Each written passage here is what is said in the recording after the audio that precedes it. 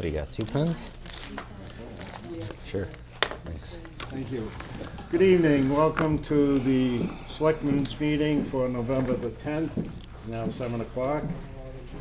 First item on the agenda is a public hearing for a solely owned pole on Joe Jenny Road requested by National Grid. Is that right? No, it's not.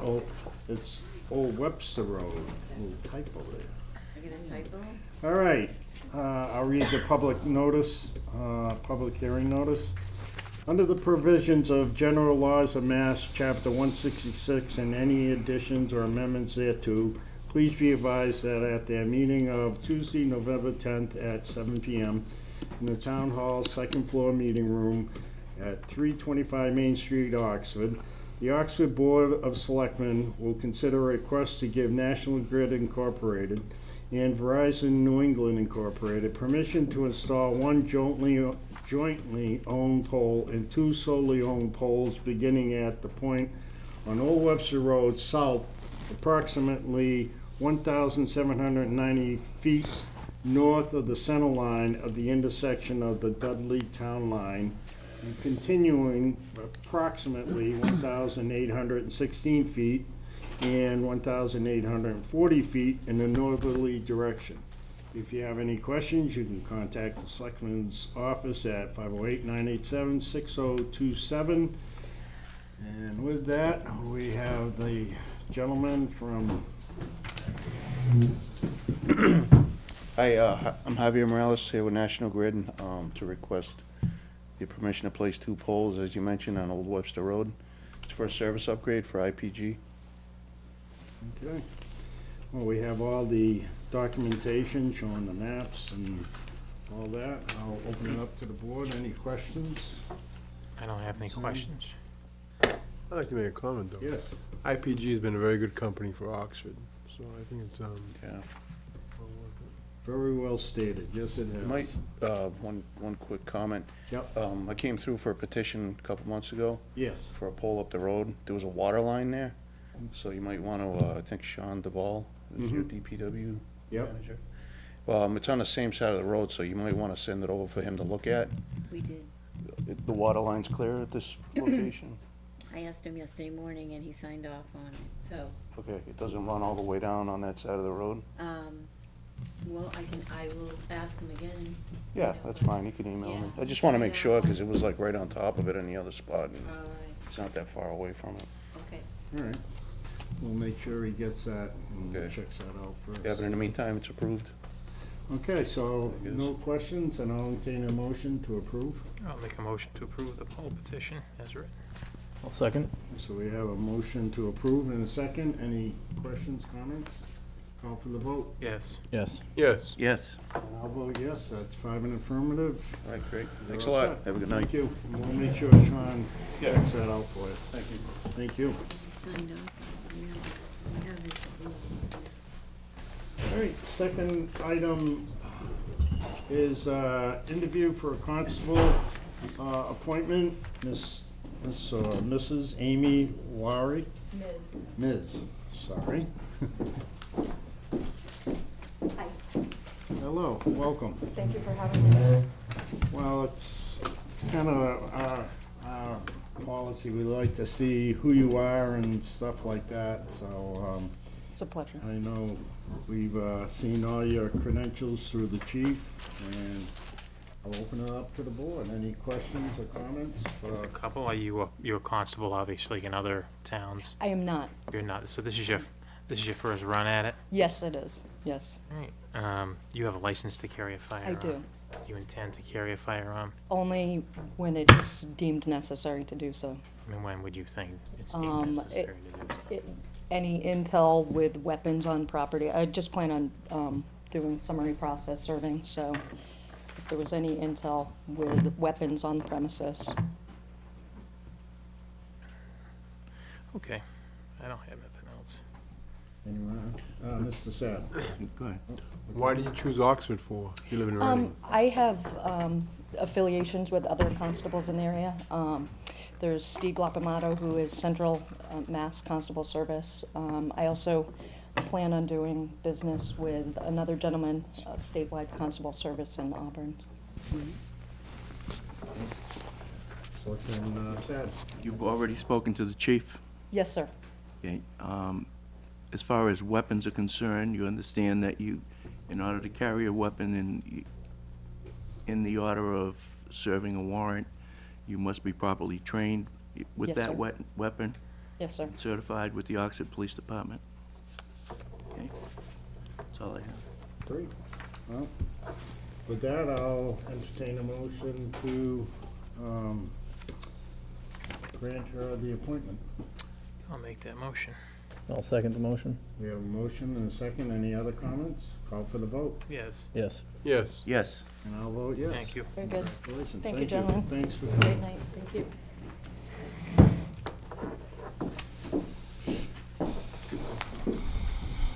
Oh, we're clicking right along.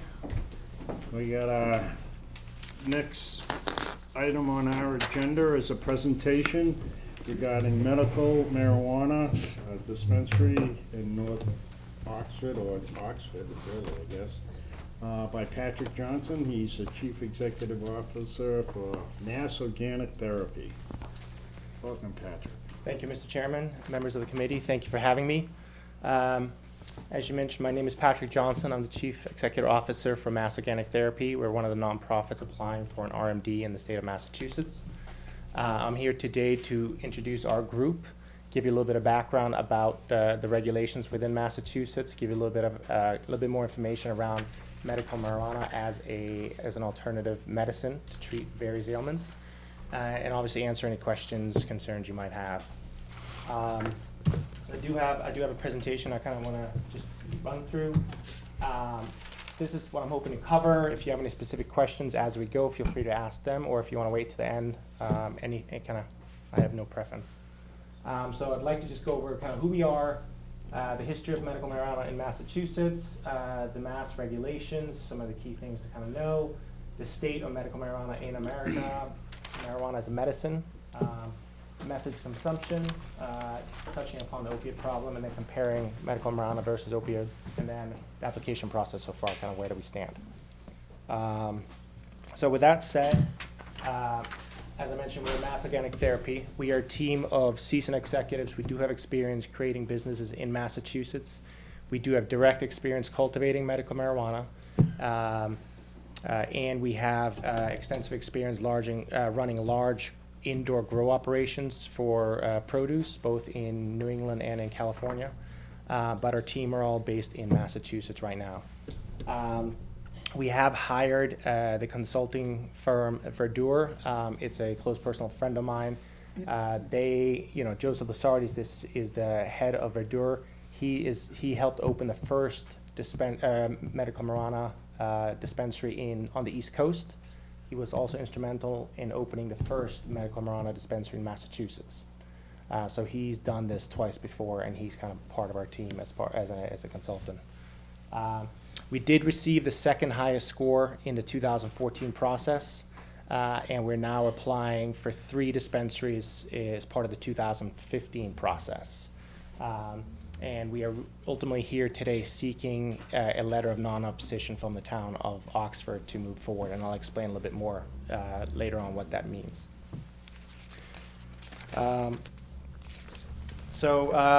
Quickly, the history of medical marijuana in Massachusetts. On November 6, 2012, the state voted 63% in favor on question number 3, which has to do with the Massachusetts Medical Marijuana Initiative. Then the law took effect on January 1st, 2013, and at that point it was really to eliminate any criminal civil penalties for people who were caught or in possession of marijuana, obviously below the legal limit, but also carrying a patient card. And then with the recommendation by a physician, patients with one of the many ailments that are kind of classified as a terminal illness or a serious illness within the Massachusetts regulations are allowed to receive a registration card. The initial regulations allowed for 35 dispensaries within the state, and the regulations stated that each county had to have a minimum of 1 and a maximum of 5. Right, so that was the original 2014 regulations. And at that time, Attorney Martha Coakley also ruled that cities and towns, they could not ban dispensaries. They could always set up their own rules and zoning to kind of control them within their town. A little bit of continuation of that. So to date, only 3 RMDs have opened due to kind of a flawed application and kind of vetting process in 2014. As I mentioned, the law really stated that 35 was supposed to be open by now. Only 14 ended up getting an initial license, and to date, 3 have opened. As I mentioned, the first one, which Joseph was involved with, is Alternatives Therapy Group in Salem. They opened in June. And since then, 2 more have opened, one in Brockton, one in Northampton. So today, out of the 14 that were approved back in spring of 2014, only 3 have opened so far. And there's, obviously there's 11 out of the original batch that are kind of in various states of review and so forth. With the new Baker administration, the 2015 application process has changed, so it's more of a rolling process. There's supposedly no limit on the amount of dispensaries that can go in a given town, in a given county. We've been led to believe it's kind of a first come, first serve, right? So right now we are one of the groups that's kind of leading the charge as far as the 3-step process. So we would like to kind of continue with that, and as I'll go into a little bit later, the next phase where everybody's kind of waiting for is to get invited back in to submit their site profile, which is what we need at town support to do that. As of October 31st, there were 154 applicants who have applied for an RMD, so a registered marijuana dispensary license. Each group can apply for up to 3 dispensaries. They can choose to grow at one location, which most people will do, economy of scale, and they can have 3 dispensaries where they can transport the product to. And then they also, so as part of the next phase, you have to note 3 different locations. You have to, a cultivation, a processing, and a dispensary. And most people will probably process and cultivate in the same location, but dispensaries could be in different locations. And then there's obviously a ton of information on the DPH website. If anybody's interested, the quickest way to get there is mass.gov/medical marijuana. They got, like I said, they got much more information than I could possibly cover in this meeting. Next slide. So I am by no means a doctor. I have no background in any of this. So this is purely taken from the DPH regulations, and it just gives you a little bit of insight into kind of what a patient would look like. So qualified patients within Massachusetts means that they have gotten if they're over 18, they have to have a certified state physician recommend that medical marijuana could be a possible treatment to help them with their ailment. If they're under 18, they have to have 2 licensed physicians do that. One of them has to be a pediatrician, and the person under 18 has to have a life-limiting illness. As far as what qualifies as a debilitating medical condition, they're kind of listed here, right? These are all, obviously various serious illnesses: cancer, glaucoma, HIV, AIDS, Hep C, ALS, Crohn's, Parkinson, multiple sclerosis. And then, as I mentioned, for someone under 18, life-limiting illness, it would suggest that death may occur within 2 years. So that's kind of it's also a little stricter for someone under 18. Next, this just shows kind of where America stands right now as far as medical marijuana. So to date, there are 24 states, including 25 if you count in DC, that have it at least as a medical marijuana is allowed. 4 states, including with DC, where recreational pot is legal, right? So Massachusetts got approved 2012. Only 1 state this year, Georgia, in 2015. So it's almost half the states in America. I personally don't think it's going to go away. I think it's something that's it's going to become prevalent. Probably every state will eventually allow this. All right, so marijuana as medicine. So just The plant itself, it contains 440 compounds, 80 of which are unique to the marijuana plant, right? So those are called cannabinoids. So those are unique to just that plant. And what's the way it works is it attaches itself to the neurological receptors in the brain that control different sensory senses, right? So it controls appetite, pain sensation, mood, and memory. And out of the 80 cannabinoids, there's really 5 that are key. And one of the ones that probably most people have heard about is THC. That's one of the 5. So the way the medicine works is any one of those cannabinoids on itself is of limiting value. It would have some benefit, but what's really powerful is what's happened over the last 10, 20 years. These plants have been bred to really bring forth the proper medical properties of each plant and of each strain. So what most RMDs will do is they'll probably carry between 8 and 12 different types of strains, a different type of plants, each with a different medical profile made up of those 5 different components. And so what's going to happen then is a doctor is going to recommend to a patient that they should go, explore using medical marijuana. They won't specifically tell the patient what strain. They will not know. So when they come into this very secure kind of in private kind of facility, they're going to be consulted by one of our staff members that's going to talk about what the ailment is, and they would recommend one of the strains or multiple strains depending on what's wrong with them. So what might happen is a patient might get prescribed 3 types of plants. One that they take before they go to bed to help with sleeping. One they might take the next morning to help increase appetite. One they might take throughout the day to help relieve pain, right? So different types of plants help with different types of ailments.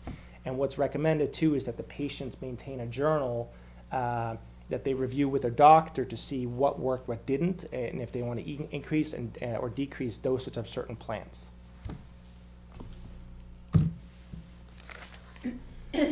All right, so methods of consumptions. I think this is worth just kind of mentioning too. So these days, most patients don't smoke the plant. That's kind of the way it used to be done. So what's very popular now, and you kind of see with e-cigarettes a lot, is people vaporize the plant. So what happens is it gets superheated, which releases the cannabinoids, the medicinal property of the plant. It becomes a vapor, and you inhale that without the carcinogens. So it's quote unquote healthier, right? What the state also requires is that these dispensaries offers up MIPS, which is marijuana-infused products, as an alternative to people who might not be able to, might have problems with lungs and they can't inhale. So what's some of the products that we would be offering up would be edibles, right? Where we have brownies or canna butter, so it's marijuana infused butter that they can cook with at their however they prefer to ingest it. And also there's things such as tinctures where you put a drop or 2 underneath your tongue and it gets absorbed by the body. So there's many different ways of absorbing or consuming the medical marijuana safely. So just talking about the opiate problem. So I know both Governor Baker and President Obama has acknowledged that this is obviously a very serious, very kind of increasing threat that's happening. The U.S. makes up 5% of the world's population, but yet we consume 80% of all opioids. So it's very kind of prevalent in the United States. In Massachusetts alone, right, it's 6.7 million people, 4.4 million opiate prescriptions were issued in 2014, resulting in 240 million pills, capsules, and tablets. And in 2014, there were a little over 1,000 deaths contributed to opioids. And in 2015, it's about a 5% increase from that so far. So just comparing that to medical marijuana versus opioids, right? So we strongly believe, as do many other kind of professionals, doctors, and so forth, that medical marijuana is a very safe alternative to opioids. There are very strict regulations in Massachusetts that requires plants to be grown 100% organically. They have to be tested both internally and by a third party. Everything, like I said, everything have to be organic. We test for mold, pesticides. So it's a very, very safe and kind of clean product. It's also worth noting that a 2014 study by JAMA, the Journal of American Medical Association, showed that states that had a medical marijuana law, they had 25% less opioid overdoses than states that did not. And as you can, so this particular chart right here is from Business Insider. The stats are coming from the CDC. As you can see, opioid pain relievers death have dramatically increased year over year over year. Medical or marijuana in general, there's never been a single recorded death due to an overdose of marijuana. I think that's a pretty powerful statement there. So 2015 applications so far. So this came from DPH. They've kind of sorted out here to it. It's a 3-step process up until you get your provisional license. So starting at the end of June, all companies were allowed to submit the first step, which is a letter of intent. So on June 29th, ourselves, as long with most other companies on that exact date, we all submitted our letter of intent. Then at various stages, groups were then invited to submit the management and operation profile. We were one of the first companies to get invited to submit our management operation profile. I think it was on August 13th where we got invited to do that. We submitted it on that was a Friday. We submitted it on the following Monday. And from there, it was supposed to take up to 8 weeks. I think it took about 10 weeks until we and everybody else who were kind of leading the charge heard from DPH. We were asked to update a few questions. We did that very quickly. So right now, we're still waiting to hear back from DPH and hopefully get invited to submit our site profile. So as of a week ago, no new group has been invited to submit their site profile. Everybody's been asked to clarify a few questions in the management or operation profile. And this is kind of the key, right? So the site profile is where each group is asked to clarify 3 things. Where do you want to cultivate, where do you want to process, and where do you want to dispense? And this is where we really do need a letter of either support or at a minimum non-opposition from the town of Oxford. We have hopes of opening a dispensary in the town. We haven't settled on a location. We're talking to and we're looking at a few different locations. The one I think right now that's the front runner is on 424 Main Street, and it's worth noting that the location itself has to obviously be, there's regulations are an inch thick as far as security, has to be double redundant, all security systems, video. I mean, the same security systems that you would see on a bank or a diamond dealer, right? This is top level security. The building would get a major facelift. The building itself, the way it works is nobody's allowed into the dispensary unless there's going to be a holding tank in the front, right? Everybody has to be vetted, have to show their patient card, they have to show their ID before they're let into the building. Each patient is in there for about 8 minutes. They'll get a small bag with the prescription. It's going to be, each prescription has to have exactly the medical property of the medicine they just got, and everything is tracked in a database within the state as far as how much medicine they've got and how much they're left to have, still can receive through kind of the remaining period of the 60-day volume that they're allowed to have. So that kind of wraps up my presentation. The rest, I just have a couple of extra slides just talking about, the medical compound and stuff, but nothing else, unless you got specific questions around it. So more than happy to take questions. Thank you, Patrick. I'm going to open it up to the board at this point. Sure. Selectman Gross. I had the pleasure of meeting Patrick and his partner the other day because I'd had a lot of questions. I didn't want to wait till tonight's meeting because I didn't feel as though that every board member would have enough time to ask all the questions that were needed to be asked. You touched upon, dispensary, and you're going to have one every 8 minutes. So, as we talked about before, these are by appointment only. So if you go to the dispensary and you do not have an appointment, you are not getting in. Yeah, that's correct. So the model in Salem, for example, they have about 120 patients a day, right? So roughly 10 an hour, let's say. You have to book online. So there's an online scheduler. So we know exactly who's coming when ahead of time, right? So yeah, so there's no kind of drive up, as by appointment only. Okay. What's your anticipated revenue So right now, it's a little bit hard to say. We're estimating anywhere between 3 to 6 million for this location. And what would the, what fees would the town collect? So we're hoping to enter into the same agreement as what we did with Salem, so which is 1.25% for the first year and then 2% thereafter. So on the high end could be about 120,000 for the town annually. Right. Now, do we have to earmark them fees for any particular? So there's not going to be anything in formal agreement. We do recommend that these fees go towards things that we believe in, which is drug education and really groups that help with anything in that area.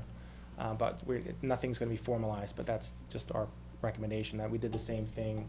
I keep saying we. It's really I have no direct affiliation with Salem. I know a few of the folks who work there. So, but I know that's what they did as well. And I know the town are working with 2 charities that do drug prevention and such. Okay. These recommendations that the doctors are given, how long are they good for? I think they're good for a year. So 1 year. It's like a prescription in that way, where Yeah. it's not forever. They are for a year, Per and then, se. and then the medicine, the volume is good. It's every 60 days. They're allowed. I think it's 4 ounces, which is quite a bit. Right now, I think that on average, so up in Maine, for example, the average patient age is 57 years old. Right, so this is really sick people. And I think it's important to note that all the rigmarole patients have to go through. There's no recreational people who come here. This is so much more difficult than going down the street and getting it. This is really truly for sick people. The price is on par with the black market, so there's no, they're not going to get it cheaper through us. So there's no kind of benefit with this, and try to fear of disbursement and such. Another good point, just to kind of note too, is any town where a dispensary is placed, they will not be allowed to have a personal caregiver, right? So the way it works, the law states right now is people can grow their own plants for their own use or for someone else's use, right? So it's very hard to control for different police departments. So if a town has this, they don't have to have a personal caregiver, allow a personal caregiver to grow in their town. We will have a delivery service that will deliver within a certain radius, but that's kind of reduces, it just makes the kind of management of it that much easier. And one last thing, the outside of the building, how discreet is this building going to be? So it's going to be very, very nondescript, right? There are requirements. There's not going to say anything about marijuana. It's not going to be any kind of, you see this in some of the Colorado one, glowing like, leaf, neon green leaf. This is going to be a small sign that's going to say, mass organic therapy.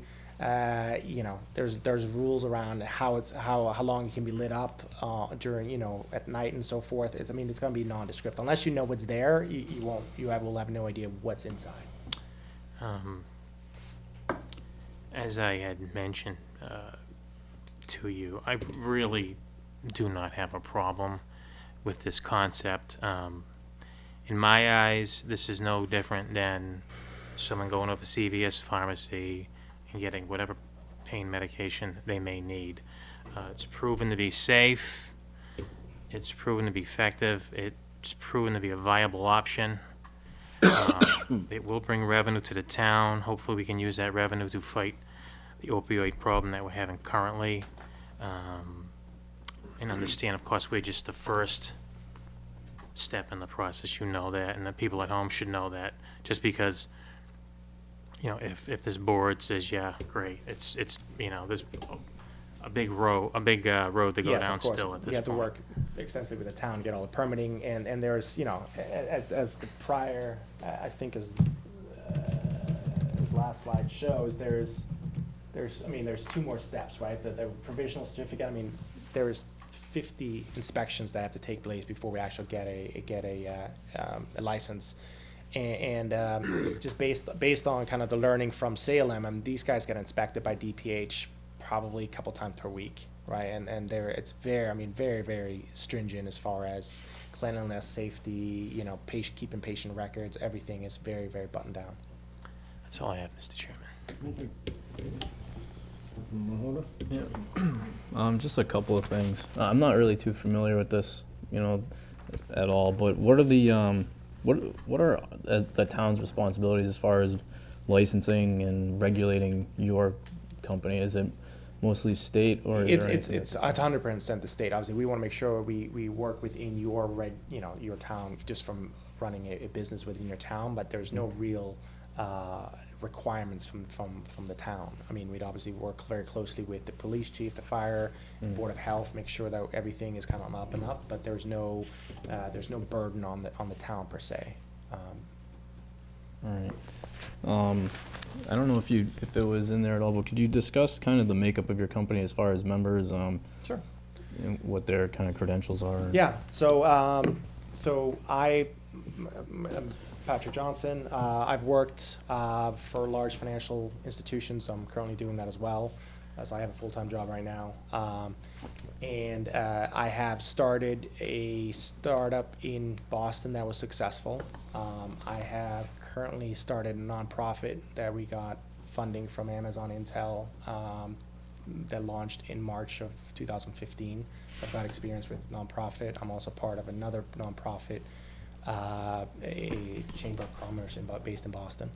Our COO, he has been the general manager / head of operations for Backyard Farms up in Maine, growing large tomato plants, huge, couple 100,000 square feet indoor grow operations. Worked for Sun Select in California, same thing, growing produce.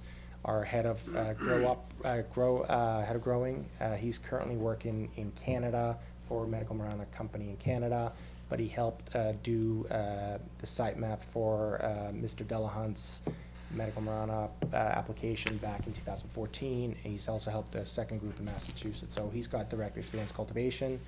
Our CFO has been in that role for about 15 years, running his own company, doing a lot of financing for other companies. Our head of dispensary, she's working for a large grocery store as a manager for a few different stores at the moment. So we got what I like to think is probably the best team in the state. And like I said, Joseph and Verdure is critical, right? They've done this twice before. Our main goal is we will never do anything to disgrace, our town, ourselves, DPH. Like I said, we've done this twice. There's never been any issue whatsoever with any other businesses that were started. On a regular basis, like on a day-to-day, who will be at the store? Is it There's going to be a dispensary manager who's Yep. going to manage it day to day. So we're looking to grow in Warren.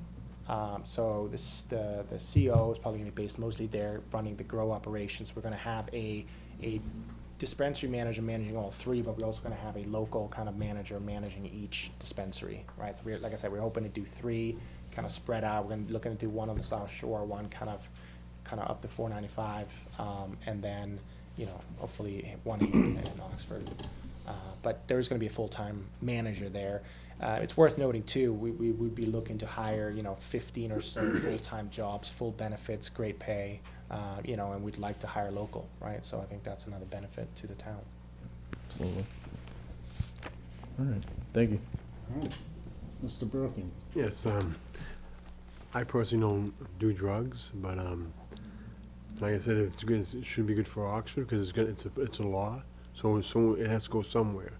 So, but 224 Main Street that's where the thing's gonna go. 424. 424. What is there now? Bismarck, down where the old Oh. gas station was.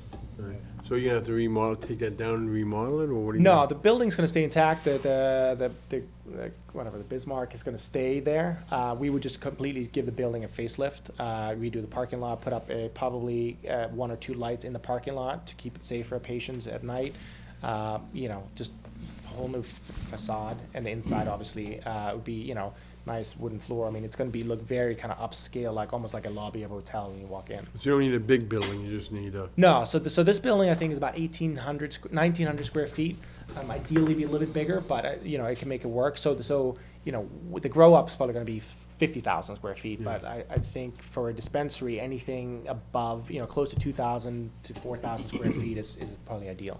I think the grow is gonna be in Webster, so Be very close for you. Yeah, it would, be, yeah, so obviously, yeah, a lot of our kind of key people will be based here, they're already based here, to be honest, in kind of, in Western Mass, so. Thank you. Selectman Sad. Thank you, Mr. Chairman. I met with Joe? Joe Yeah. about a month or so ago, Okay. along with the town manager.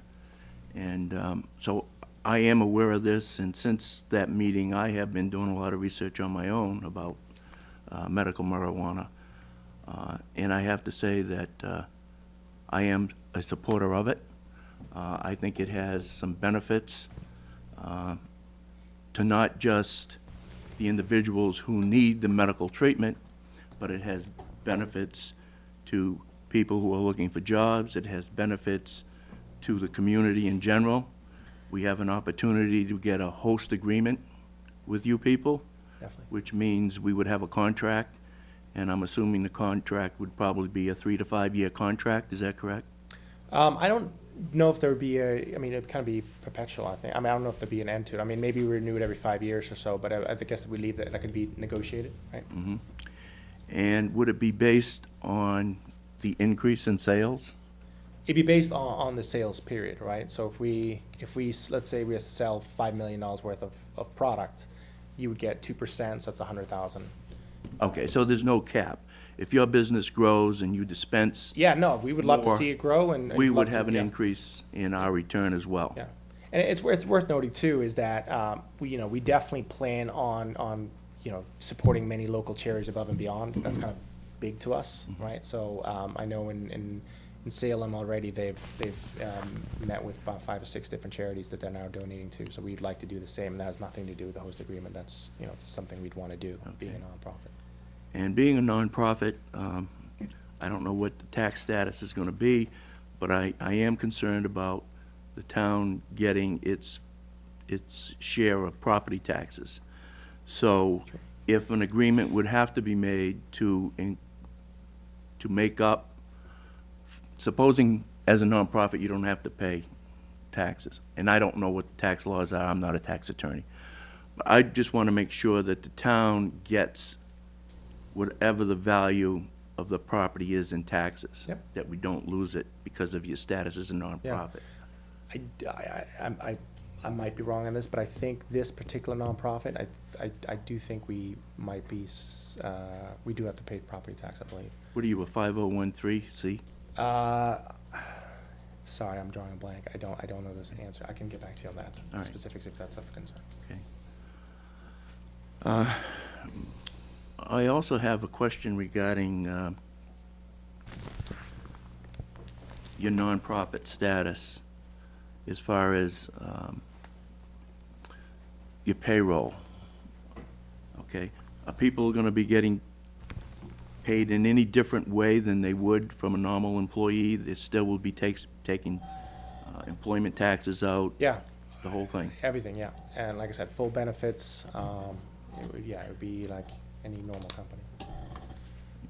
Okay. We've had a couple of meetings so far. The manager has been, I think, in 2 meetings so far. And he's kept us pretty much up to date. And I know that the police department is aware of this. They had a number of questions, and I understand that their questions have been answered to their satisfaction.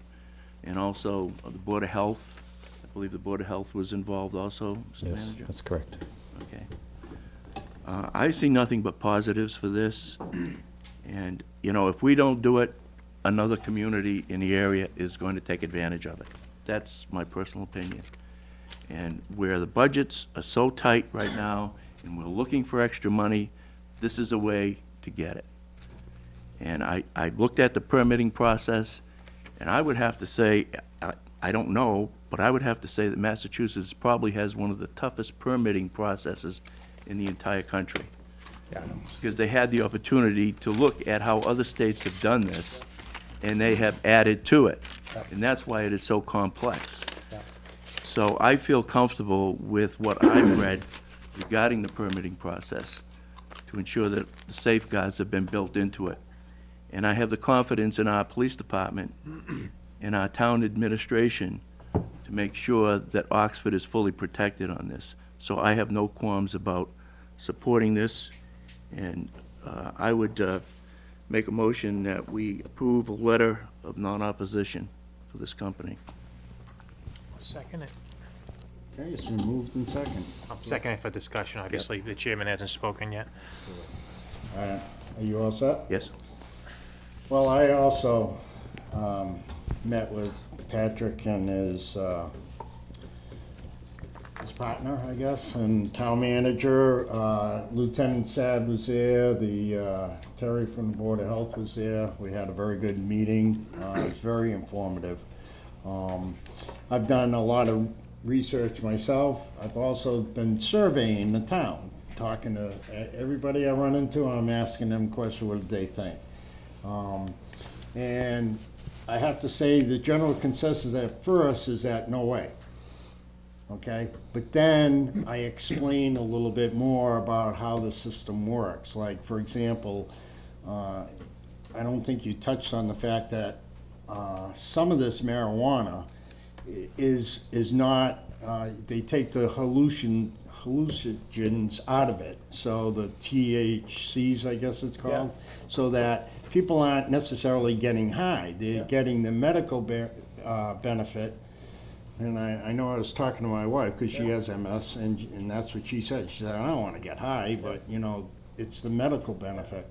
And that's what I think the misconception of many people is they think we're going to have a bunch of people that are just going to be getting high, when that's not truly the fact. Yeah, no, I mean, you bring up a very good point. I mean, for what it's worth, right? So here are kind of the 5 core medical components, and right, THC is probably the most well-known, but there are some plants who really have 0 THC, and they're very high in CBN, for example, which helps with seizures, right? So there's some people who go from having 30 seizures a day to maybe 1 a month, just using certain strains that are high in CBN and really 0 THC. So it's really, the plants are really mixing and matching these 5 different things to kind of figure out what's the right thing for your specific ailment. And just because one strain might work for one person, that, you know, maybe they need a combination of 2 plants to really optimize their experience. So, yes, but that's it. Yeah, I should have touched upon that. Okay. The other thing is, can you just elaborate a little bit on the transportation? Because I know that was very kind of important for me to hear that Yeah, day. no, so the transportation is, obviously, we have to support, the regulations state that we have to support transportation to people who are not able to come and get their own medicine. So the way it works is the car is non-marked. It's going to have each route, it's going to have predetermined route, but it's going to have several different routes you can take to any given destination. Everything is tracked via GPS. They're not allowed to deviate at any point from point A to point B, right? So they can't stop for bathroom break. Everything has to go kind of from point A to point B. It is videoed, and it's being tracked by kind of dispensary, you know, the whole way there, whole way back. The product is stored in a safety deposit box within the car. And, you know, to date, there's never been any issue both in Maine, either in Maine or in Salem, with any kind of transportation. And like I said, the whole transportation thing is kind of what negates the need for a town to support or allow, you know, personal caregivers to grow their own plants. And the one last issue I'll bring up is the fact that this is a drug, and this is regulated the same way as like CVS or any other place, so that it's just not going to disappear. You know, employees aren't going to be able to walk out of there with, you know, a little here or there. I mean, because you have to account for everything. Every gram is tracked in a database, and every day, you know, the inventory is tracked. I mean, it's, you know, it's pretty, it's like I said, it's kind of Fort Knox, every gram of gold, right? It's like, it's not going anywhere. I just bring those points up because it's amazing how the misconception is out there. And, you know, it is a benefit to a lot of people, you know, especially, you know, you mentioned little kids are getting it, you know, to help them with their seizures and things like that. So I agree. I'm 100% in favor, and now I'll open it up for discussion again. Well, I think we have a motion and a second. I just have a- But we have one quick question. discussion. Yeah, go right ahead. I don't know if maybe you can answer this, maybe not, but what is really keeping like the major pharmacies like Rite Aid, CVS, Walgreens from getting into this market with their economy to scale? It's a good point. I mean, while it's a nonprofit, I think that's probably probably the why. key, right? I wouldn't be surprised if when it becomes fully legal that you're gonna see major tobacco companies or pharmacy companies coming in here. I mean, pharmacy companies, what their problem is it's not as addictive as opioid, right? So they're creating this medicine that's addictive, and now they got a repeat customer over and over and over again, right? This is not as addictive by any means. And I mean, this slide's pretty terrible color-wise, but if you look at here, right? So marijuana as a dependency, right? It ranks on a scale of 1, with caffeine being a 2, right? So it's supposedly less addictive than caffeine, and obviously much less addictive than alcohol, cocaine, heroin, nicotine, right? So I think that is part of the reason why it's not a repeat offender or a repeat kind of business for some pharmacists, and it's it's a natural plant. There's no additives to it, so they can only sell it at a certain point. They can't jack up the price, and they can't, the profit is kind of flat on an ongoing basis. Thank you. Any other discussion? Right, then we have a motion for non-opposition, is that correct? That's correct. And we have a second, so I'll call for the vote. Yes. Yes. Yes. Yes. And I'll vote yes, that's 5 in the affirmative. We're giving you a letter of non-opposition. Thank you very much. Good luck. Oh, Thank thank you. Thank you for the Looking forward information. to working with you.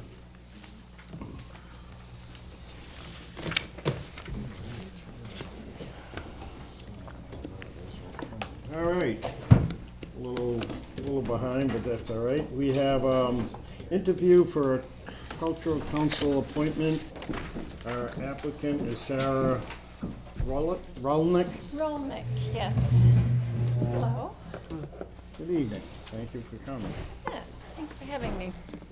All right, well, I've seen your application and I have no qualms. I'm gonna open it up to the board, see if there's any questions or issues. I don't have any qualms. I thank her for her application and look forward to working with you. Great. I'm looking forward to it. Anyone else? Yes, Mr. Berthium. It's always nice when people step up to do something. Likewise. Great. Yes, Selectman Sad. We always like to see the face with the committee so that we know who you are. Sure. And my question to you is, why do you want to get involved in this? Well, I think probably, as you all do, it's important to do something to make the world a better place. And for the last 4, 5 years, I've been raising my teenagers. So my last one's just about out. And so I'm thinking, okay, so now I can start thinking outside of my home and start thinking about things that I can do to get involved. So I saw the notice and I thought that's something I can do that would be enjoyable and would still allow me to continue to do what I need to do for the last bit. And as I said at their meeting today, I don't have any skin in the game. I don't have any conflicts of interest. I just think that culture in a town is wonderful. And so I'd love to be a part of it. Well, thank you very much for wanting to serve. Yeah.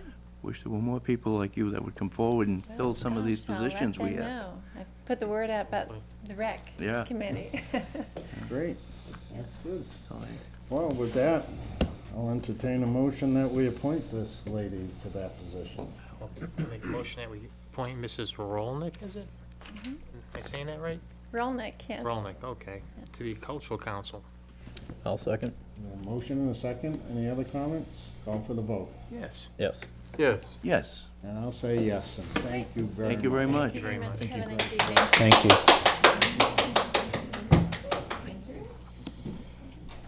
Okay, next item on our agenda is we have a request by Chris and Alicia Gavin. Did I hopefully say that right? Alicia. Elise, I was gonna say Ali, but let me Regards to Sacarapa Road Bridge. Welcome. Thank you. Thanks for having us. Oh, yes. You can just show that. Saw your letter and your petition. Can understand your frustration for sure. So, I don't know. What do So you- basically, we just kind of wanted to go through the history of the bridge first. I know I've talked to you, Brian, about this, and then just kind of discuss our concerns with its current state. Back in March of 2010, as you probably all know, there was historic flooding. The Northeast was declared a state of emergency. Specifically, Massachusetts was declared a state of emergency. As we understand it, the town applied for some money from FEMA to help fix not only Sacarapa Road Bridge, but also Sunset Ave Bridge. Sunset Ave was approved, Sacarapa was not. In August 2010, the bridge reopened with very minimal work, at least that we could see, having been done to just be able to get it reopened, which we appreciated that something was done to get it reopened.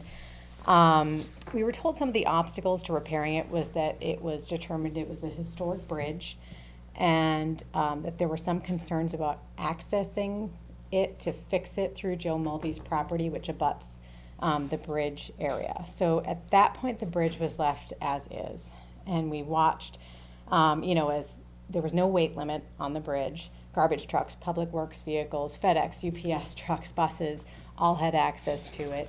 At some point, it was made a one-lane bridge, which was kind of treacherous, especially in the winter, trying to get past those large vehicles. Concrete barriers were put up, which obviously was for protection, but it did help further deteriorate the bridge and really weigh down on it. There were holes that would open up in it. They weren't filled for weeks or months. And it felt, at least from our point of view and some of our neighbors, that the bridge was forgotten, really, for 5 years. Suddenly, in September of this year, there were signs put up that were covered with paper. We had an inkling what it might be, so I put a call out, and I think you also put a call out to Sean Dival.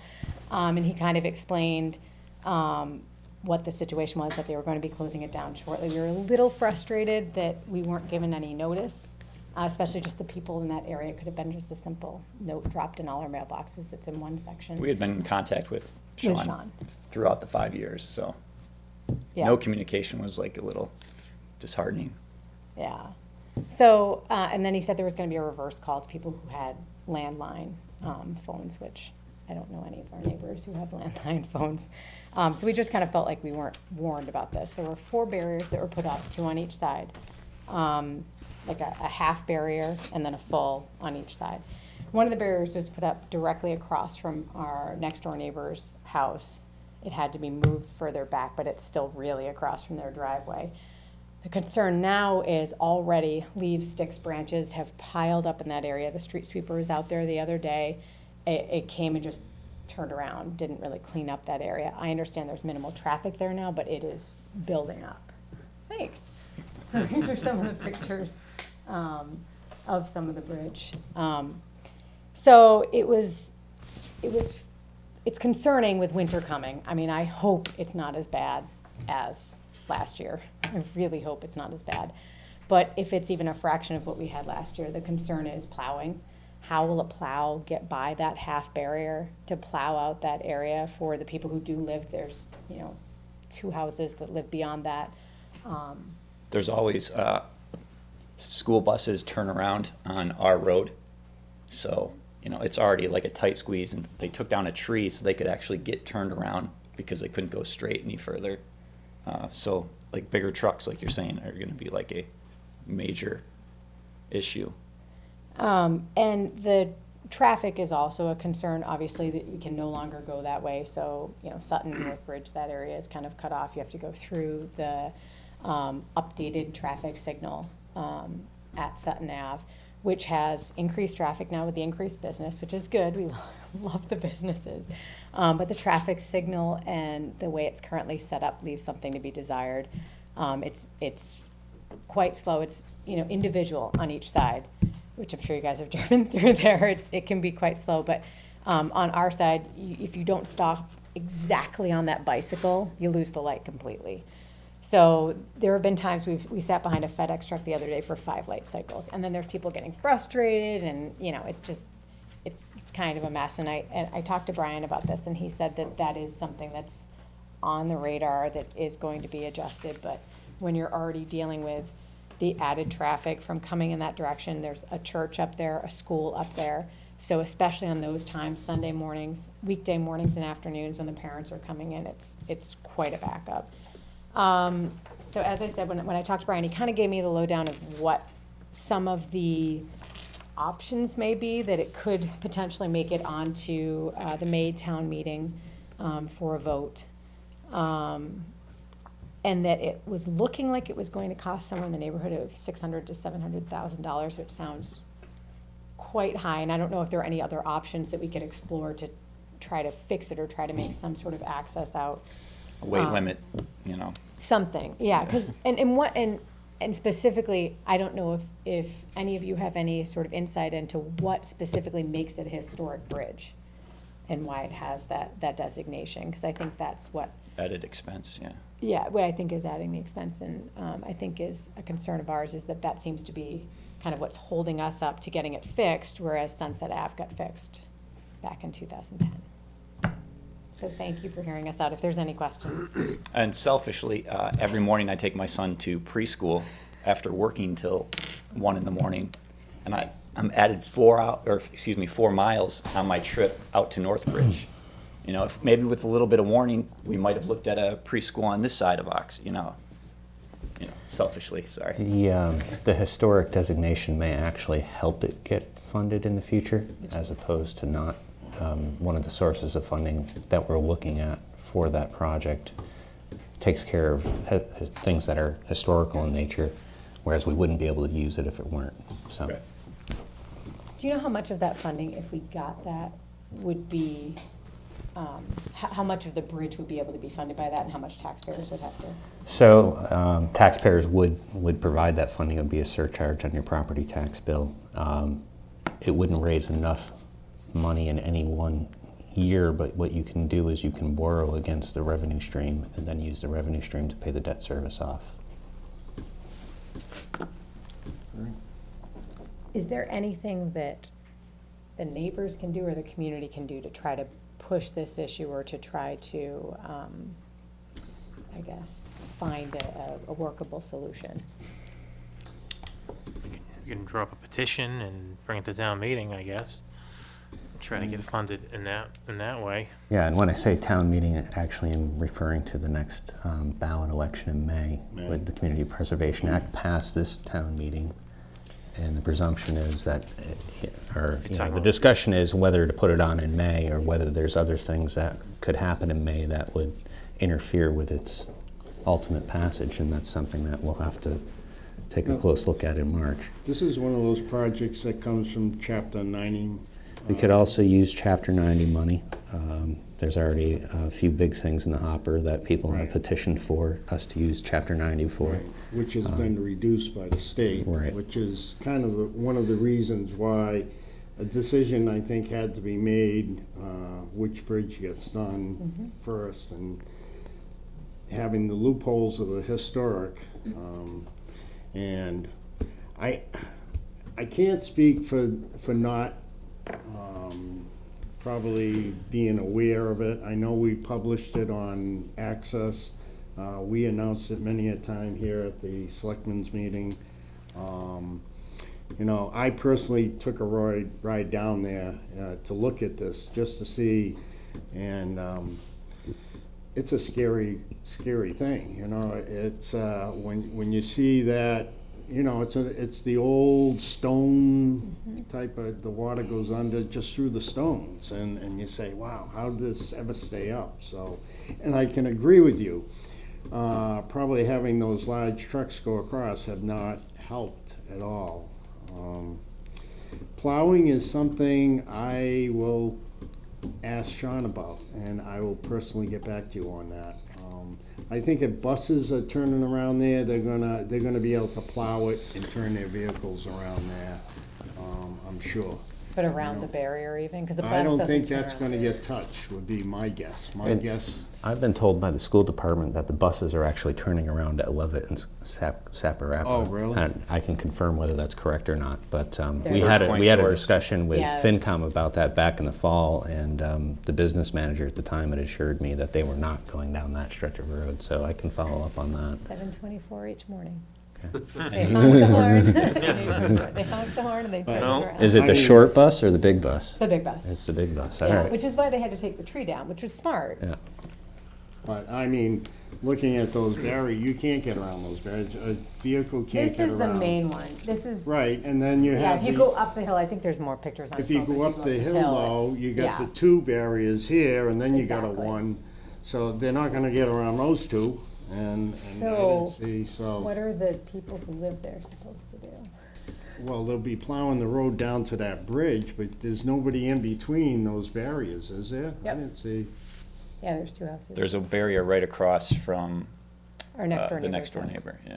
And then there's Joe But it's only Mulvey's house. one, so a vehicle can get by, but That's what I'm like she's saying, saying, will she doesn't plow think a get plow could by? I buy. thought they moved, it looked like they moved it down beyond his driveway or his, Past his It's- driveway. It's Yeah, pretty much past the equal to driveway. the edge of his driveway. yeah. And then That he can Joe's get up property, his Joe driveway. Mulvey's property is right beyond that. So, But there's not a house there, is there? yeah, Way up in the woods? yep. Yeah.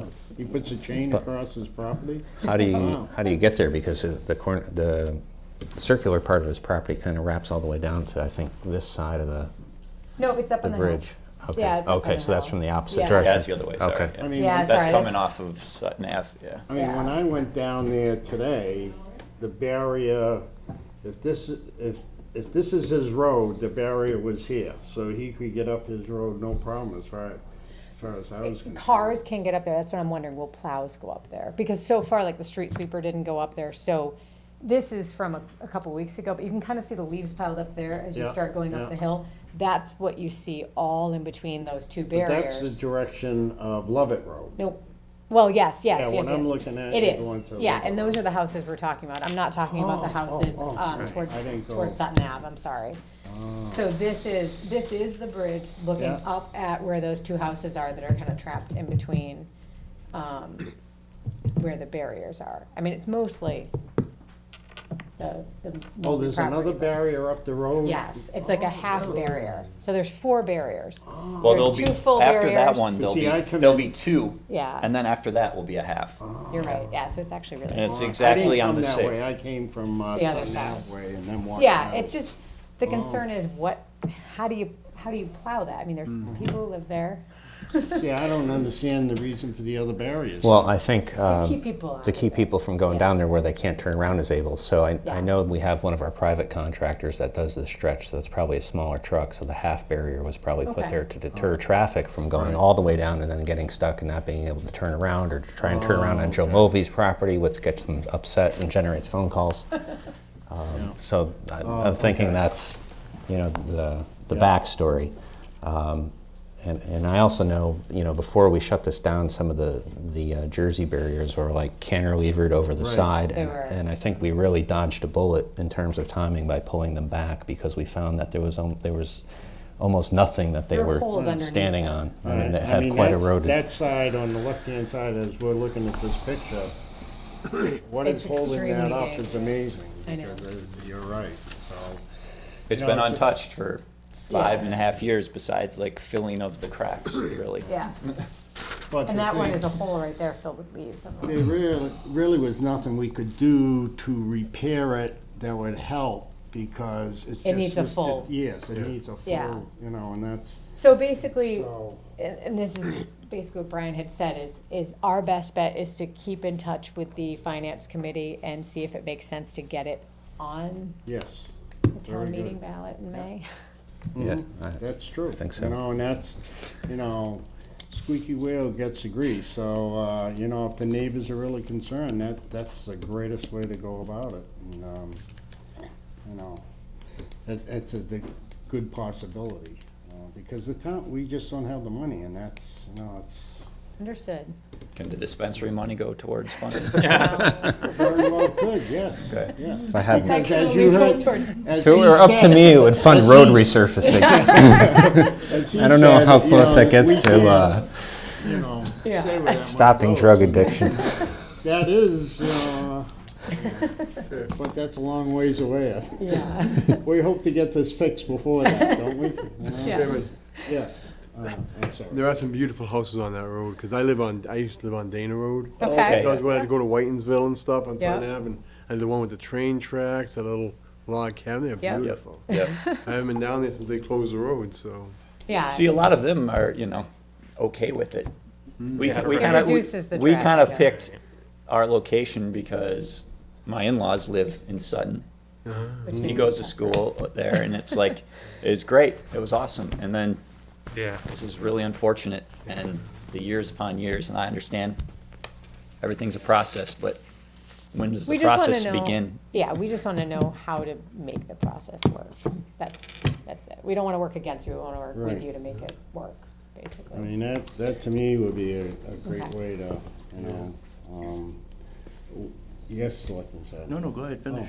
You know, I've seen you sent the letter and, you Well, we know, came in and just wrote something up, just, you know, and I that, can leave this with you. you do something like that and get the neighbors to sign it and then, bring that to the finance committee and, well, you never know, Call town manager once a week. Yeah. I don't want to be a pain. That won't help. They said squeaky wheel, you Yeah, know? I know. It doesn't matter. I've already done what I can do to get it this far, so Selectman Sad. call the finance committee once a week. Yeah, I just want to say that, it's really too bad because that is a good way of getting out of there and avoiding the congestion on Sutton Avenue, the Market Basket area.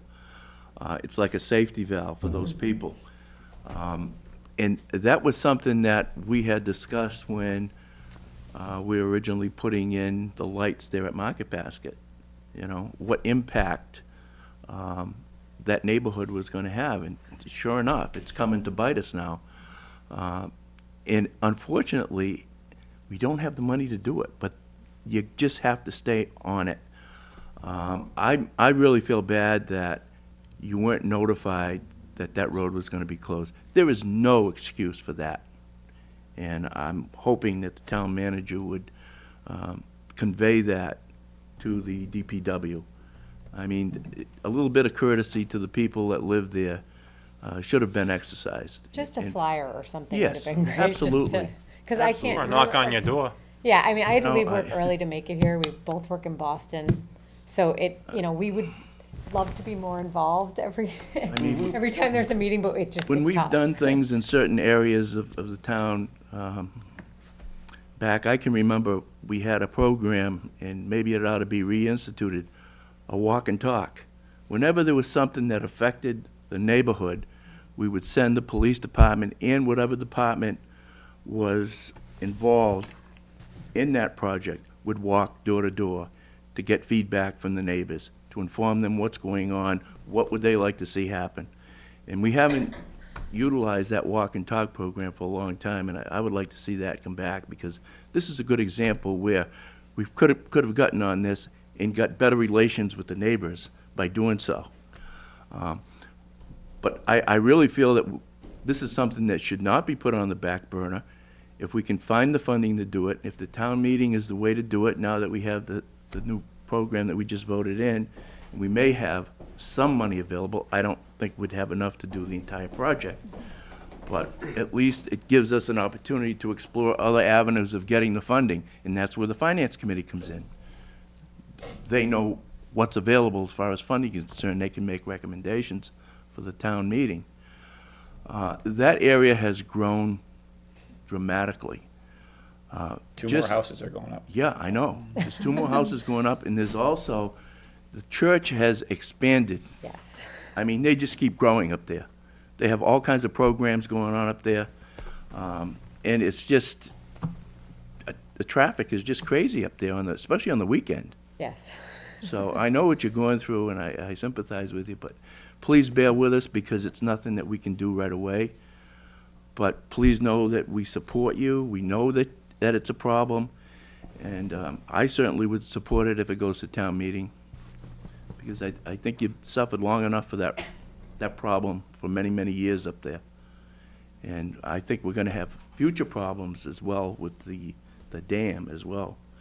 So, we may be opening up a can of worms once we do this, so we can't specifically tell you that this is a done deal, even if the town votes on it, because of the environmental impact, Right. which may happen Yeah. when the engineers come down and they look at it and say, oh, no, you got a dam here, this needs repairs, and now we're talking big, big money. So we don't know, so we just have to take it step by step. So bear with us, and we will do whatever we can for you. Appreciate Thank it. you. Thanks. Thank you all. So, no, thank you for coming forward and, Absolutely. see what we can do. We'll stay on it. Thank you. Thanks for your time. Thank you. All right, next thing, Selectmen's requests and town managers report. Town manager. Okay.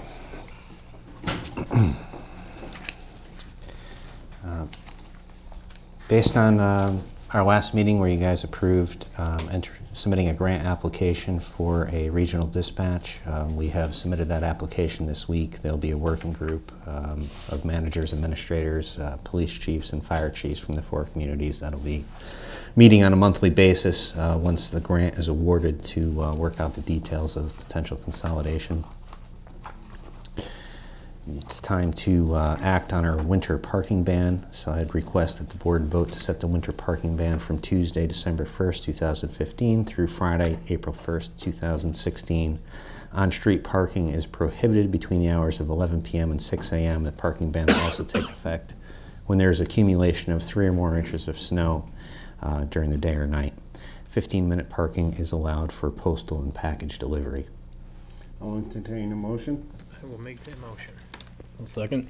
It's been moved in second. Questions? Call for the vote. Yes. Yes. Yes. Yes. And I'll vote yes. 5 in the affirmative. The board has been invited to the Grace Church this coming Sunday to offer a short greeting and participate in a ceremony to commemorate their building at their 10:30 a.m. Mass. The Mass will commemorate the consecration of the church at 270 Main Street. If any of you wish to participate, please let Karen know. And I request the board vote on a proclamation to be presented to Father Zadig in honor of the occasion. I'll entertain a motion. I'll make that motion. I'll second. It's been moved and second that we sign a proclamation. Call for the vote. Yes. Yes. Yes. Yes. And I'll vote yes. 5 in the affirmative. We will sign that. Electricity aggregation. You recall at town meeting we had an article on authorizing us to look into community aggregation, and it identified Hampshire Council of Governments as the firm that we'd be working with. Recently, Hampshire had a conglomerate application for the Department of Public Utility that was denied over various concerns. Subsequent to that, Hampshire Council of Governments announced that they would no longer be in the aggregation business. I've identified a couple other firms that are in the aggregation business, and going to be asking one of them to come to a future board meeting to make a presentation about the next steps in the near future. Registration of flammables. Town Clerk Lori Kelly has notified the board that the fire department has confirmed the removal of the following underground storage tanks located at 109 Main Street. There's 4 listed there, so I request the board vote to schedule a public hearing to void, revoke, or rescind the license issued for that property since all the oil tanks have been removed. I'd suggest December 8th. I'll entertain a motion. I'll make the motion. Second. We have a motion and a second to have a meeting on December 8th to revoke their license. Call for the vote. Abstain. Yes. Yes. Yes. And I'll say yes. We have 4 in favor and 1 abstention, so we'll have them in on December 8th. Yep. Okay, thank you. Great. Automatic amusement license. I request the board vote to approve the automatic amusement licenses for 2016 contingent upon payment for the license, proof of workers' compensation insurance, and payment of the taxes. Entertain a motion. I'll make a motion to approve those licenses as listed. I'll second. Been moved and second. Call for the vote. Yes. Yes. Yes. Yes. And I'll say yes. 5 in the affirmative, it passes. Thank you. Class 1 licenses, I request the board vote to approve Class 1 licenses for 2016 contingent upon payment of the license, proof of workers' compensation insurance, and payment of taxes. Entertain a motion. Motion to approve those licenses as listed. Second. Been moved and second. Call for the vote. Yes. Yes. Yes. And Yes. I'll say yes. 5 in the affirmative. Request the board vote to approve Class 2 licenses for 2016 contingent upon payment of the license, proof of workers' compensation insurance, and payment of taxes. Entertain a motion. I'll make a motion. We approve the Class 2 licenses for 2016. Second. We have a motion and a second. Call for the vote. Abstain. Yes. Yes. Yes. And I'll say yes. 4 in the affirmative, 1 abstention. They're approved. Thank you. Request the board vote to approve Class 3 licenses for 2016 contingent upon payment of license, proof of workers' comp insurance, and payment of taxes. I'll entertain a motion. Make a motion to approve the Class 3 licenses for 2016 as listed. I'll second. Moved and second. Call for the vote. Yes. Yes. Yes. Yes. And I'll say yes. 5 in the affirmative. Those are approved. Thank you. Request the board vote to renew the common victual licenses for food for 2016 contingent upon approval by the Board of Health, payment of the license, proof of workers' comp, and payment of taxes. I'll entertain a motion. I'll make a motion to approve those licenses listed. I'll second. Moved and second. Call for the vote. Yes. Yes. Yes. Yes. And I'll say yes. 5 in the affirmative. Those are approved. Request the board vote to approve alcohol licenses for 2016 contingent upon payment of license, proof of workers' comp insurance, liquor liability insurance, and a successful 110 inspection and payment of taxes. I'll entertain a motion. I'll make a motion to approve those alcohol licenses for 2016. I'll second. Been moved and second. Call for the vote. Yes. Yes. Yes. And I'll say yes. 4 in affirmative, 1 absent. Request the board vote to approve the 1 a.m. and 2 a.m. closing privileges for 2016. I'll entertain a motion. I'll make that motion. I'll second. Been moved and second. Call for the vote. Yes. Yes. Yes. And I'll say yes. 4 in affirmative, 1 absent. They're approved. Request the board vote to approve the weekday entertainment licenses for 2016 contingent upon payment of the license, proof of workers' comp, and payment of taxes. I'll entertain a motion. I'll make that motion. I'll second. Been moved and second. Call for the vote. Yes. Yes. Yes. And I'll say yes. 4 in the affirmative, 1 absent. They're approved. Request the board vote to approve the Sunday entertainment licenses for 2016 contingent upon payment of taxes, proof of workers' compensation insurance, and payment of taxes. I'll entertain a motion. I'll make a motion to approve the 2016 Sunday entertainment license as listed. I'll second. Been moved and second. Call for the vote. Yes. Yes. Yes. And I'll say yes. 4 in the affirmative, 1 absent. It passes. The board has received a request to make a corporate name change to the liquor license of DBA Oxford Shell located at 138 Southbridge Road to Nuria Energy Retail, DBA Oxford Shell. Request the board vote to approve the name change and issuance of a new liquor license, all alcohol package store to reflect the same. I'll entertain a motion that we approve that name change and the issuance of a new license. I'll make the motion to approve the name change and the issuance of the liquor license. Second? Been moved and second. Call for the vote. Abstain. Yes. Yes. And I'll say yes. That's 3 in the affirmative, 1 absent, 1 abstained. It passes. The board has received a request to transfer the liquor license from Panel Inc. to Shri Kashev Inc., DBA Oxford Package Store, 331 Main Street. Request the board schedule a public hearing on the matter, suggest December 8th, to hear the transfer of the liquor license. I'll entertain a motion. A motion for discussion. Second. It's been moved for discussion. These are the people right over here, correct? Correct. Now, is this like, explain something to me. They have two violations. If they transfer the license to another individual, do those violations go with the person they're transferring them to? Not if it's a different corporation, not if it's a different owner.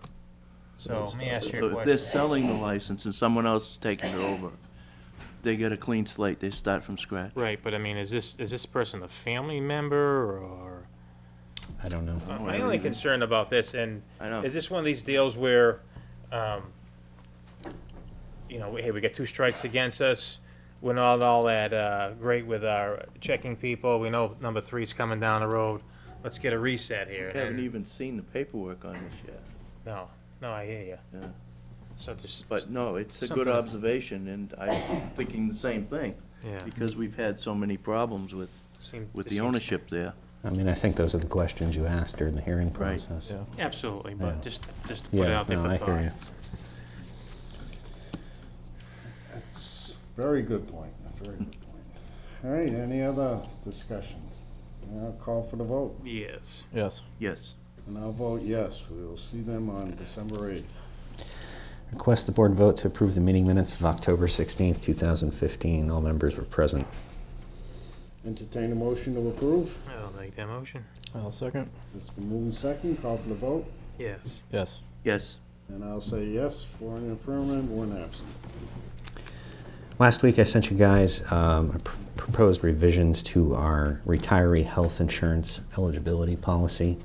The proposed change is in the nature that, well, currently the policy requires that when somebody retires, if they want to be eligible for the health insurance, they have to opt to take it right away. If they don't take it right away, they can never be eligible again for the health insurance policy. We're trying to save on our retiree health insurance costs, and so one of the options that was put on the table was to do away with this requirement that they have to be on the health insurance right away. Some of the feedback that we've gotten through our health insurance advisory committee is, gee, I have other insurance available and I'd like to take it, but I don't know if it's always going to be available, so I'm keeping myself on the health insurance plan even though I have other options. So we'd like to try this out and see if it will work to save our health insurance costs for retirees. So what we're saying is that once you retire, you have 10 years to opt into the retiree health insurance.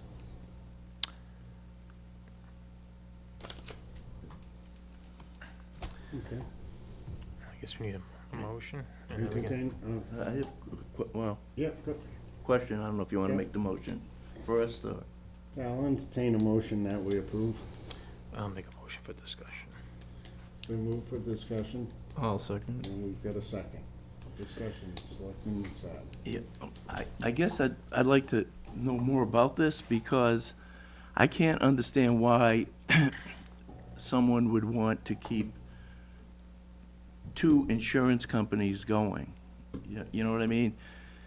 You're saying that they may have another option, they hang on to the town insurance Because because they know that. they may have another option that exists temporarily. Maybe they have another option because they have a spouse that's still working and they can get health insurance through their spouse, but their spouse may retire in a few years and that option may no longer be available. But because of those circumstances and the way our policy reads, they don't want to let go of that branch. They don't want to let go of that limb Yeah. and take the chance of that going away and then not being able to get back on. But it's costing them a lot of money.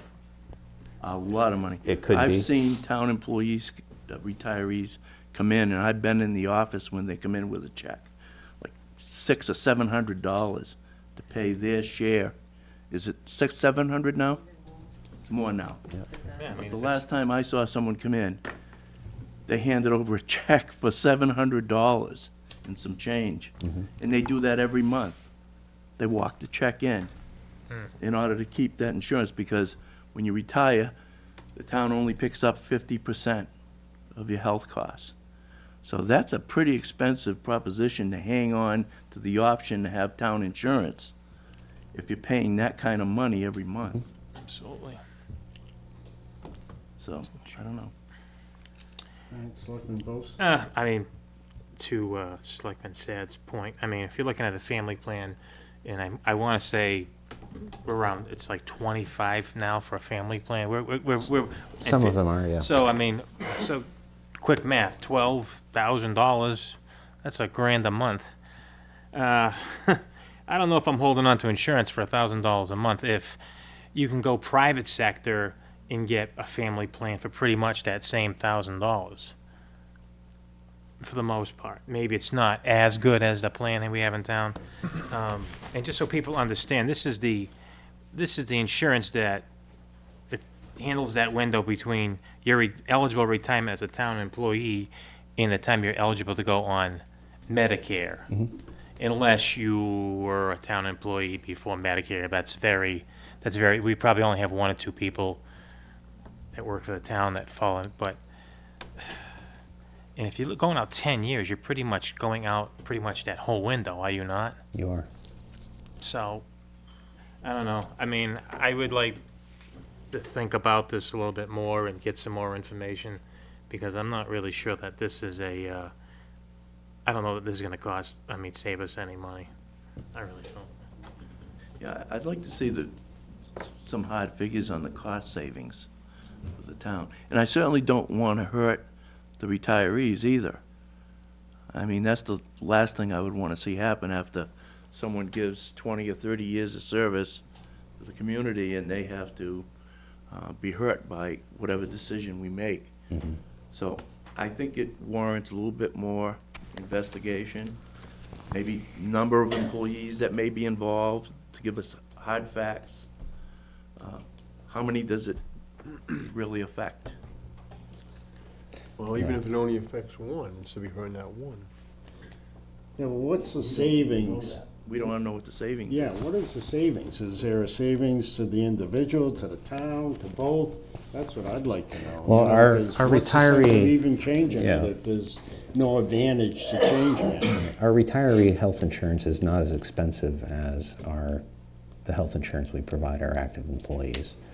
So that's one factor. The check that they're maybe bringing in is not going to be as large. It may be on par with what they have to contribute in the private sector. Explain that, Brian. But I'm happy because to. if you're looking at you're saying a family plan for a retiree is cheaper than a family plan for an active employee? The quality of the health insurance plans that we provide for our retirees and the expense of the health insurance plans that we provide for our retirees are not at the same level of the health insurance plans that we provide for our active employees, which have been arrived at through a collective bargaining process. So the cost of retiree health care is a little bit lower, and even though they have to pay for 50% of it, the cost is a little bit more manageable. I can try and provide a couple examples for the board at a future meeting so that you can see what the potential cost savings could be if somebody opted to take advantage of the proposed provision. But I think, the variety of circumstances which could exist could be very driven by the employee's circumstances. They may have a spouse that's, employed by a public employer. What you're saying, Brian, though, is if the retirees are paying less, that means that the benefits are less as well. So is that fair to the retiree? No, I think the feedback that we got through the process was that I'm maintaining this because I don't know what the future holds. So I'm paying this because I don't know if in the future I may be able to have my other plan or not. That's all. But I think it's worth exploring. Yeah, Now I agree. with Mass Health and everything, it's worth looking at. It's really worth looking at before we make a decision on this. That's fine. Are you saying that, let's say I retire, let's say I retire, and my wife has insurance. So I want to take her insurance, and then 5 years down the road, so I opted out of the town insurance. So 5 years down the road, I don't have my wife's health insurance. We're looking for health insurance. We can come back to the town and pick up the town's insurance? Right. If this passes. So, Right now, so in the meantime, I haven't been paying the town for health insurance. Right. Yeah, but So getting it- health insurance. So the retiree is actually saving money big time. So instead of having to pay that $600 a month, they don't have to pay it. But And that gives them a 10. But we're also saving the money because we're not paying for the Because we don't retiree have health to care pay they the don't need. 50%. Yeah. To me, that's a win-win. Yeah, they save one person. Because now the retiree doesn't have to pay, the town's not paying, and 10 years from now, they say, okay, I want to come back on, then we have to stop paying, they have to stop paying. But in the meantime, everybody's saved. I think that's a great idea, but the board wants to, I don't know that we're saving. well, we don't have to pay We're for not their paying the insurance. retiree health care. Pay half. But if they don't opt in initially, then we won't ever have to pay for it anyway. Right, so we're not saving money that we would spend. No, what I'm saying to you, I'm still not convinced, this is where I'm getting, I'm still not convinced that someone's gonna hop on our health care plan and pay all that extra money when they have another health care plan available to them. Which they might also be paying money for, but it could be at varying rates, yeah. I just don't. I mean, I can give you a range of examples and try and come up with some average cost figures to illustrate it for you, but, they're all gonna be hypothetical. On this, because I know that OPEB costs are through the roof as it is, and at this point, I can't see us doing something that's gonna cost the town more money in the long run. You know what I'm saying? It may be a nice thing to do. I don't think it's gonna cost us more in the long run. I don't see how it could cost us more. I could see how it's possible that it could cost us less, or it's possible that it could just not work, could not save us any money. Yeah. And that's what we have to look at. Yeah. I absolutely see how it could cost us more. Do we have any sense of what the town employees feel about this? Yeah, and that's the feedback. So when we choose our health insurance plans and look at renewals for health insurance plans, both for our retirees and our active employees, there's a group called the Insurance Advisory Council. It's comprised of employees from various bargaining units within the town, employees from various bargaining units within the school system, and also representatives that choose to serve that are retirees. And so this is some of the feedback that we've gotten through that group about, gee whiz, I'd like to not, is there any incentive to not taking the retiree health care? Do we have Because- non-union people on that advisory committee? Yes. So do we have retirees now that are paying for insurance that they really don't need, that you know? We have a couple that have expressed through the Insurance Advisory Council that if we didn't have this provision in our health insurance eligibility regulations, they would not be on our insurance. The question is, how many would hop back on if we did have this provision? I don't think we'd let any hop back on. Under my reading of the guidelines is this would be going forward. No, what the way this guideline reads now, the way you're proposing it is, currently as it's stated, you retire a year later, or I don't know what the timeline is, whether it's immediately 6 months down the road, you don't take health insurance. At that point, you will never be eligible for health insurance again. Okay, that's the way it is now. But through your provision, you could have a guy 7 years down the road, 8 years down the road, hop on it at that point. Yes. I mean, 10 years is a long time. A lot of things can happen in a 10-year window. They can, but I mean, if he's probably, let's say he retired at 55, and so the gap is 10 years, and so when he gets to 65, he's eligible for Medicare. If I only have to pay for his health insurance for 2 years, that's a pretty big savings. But what I'm not convinced of, Brian, is that there's going to be more people hopping. Coming back on. Yeah, exactly.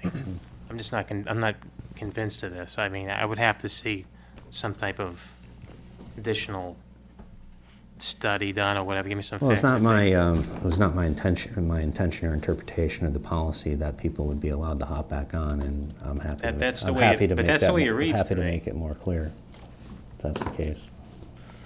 And So I'm so basically you're saying from whenever we accepted this, from that point forward, anybody else previously would not be able to come back on.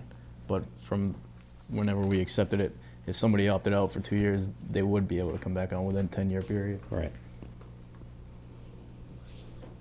But So it would not be retroactive? No, it wouldn't would not affect be. anybody that's already retired? right. So that does make a difference. And I'm happy to have you guys table this, and I can, I Yeah, can, let's I can talk- let's wordsmith talk it some about it a more. little bit. Yeah. All right, so we'll hold off. All right. Let's see, where was I? Public safety. Thank you. Yeah, number 11. Just an FYI, the police chief did some work on a grant application, and we got awarded a $40,000 public safety grant to defray some of the salary and training costs for our dispatchers.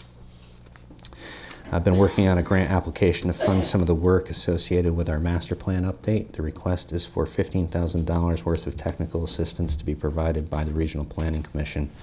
The application requires the board's endorsement and to authorize the chair to co-sign the application with myself. I'll entertain a motion. I'll make that motion. I'll second. We have a motion and a second. Any comments? Call for the vote. Yes. Yes. Yes. Yes. And I'll vote yes. That is approved. Thank you. We're in the process of organizing a committee to advise the planning board on the master plan update. Various town agencies will be represented. The update's expected to take about 18 months. The committee would meet monthly. Would the board be interested in appointing a representative to this committee? What is the board's consensus?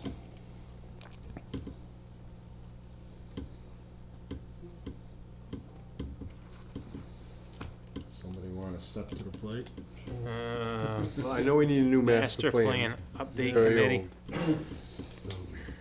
As much as I'd like to do it, I don't think I have the free time to do the job properly. I don't want to step into something half-heartedly, so.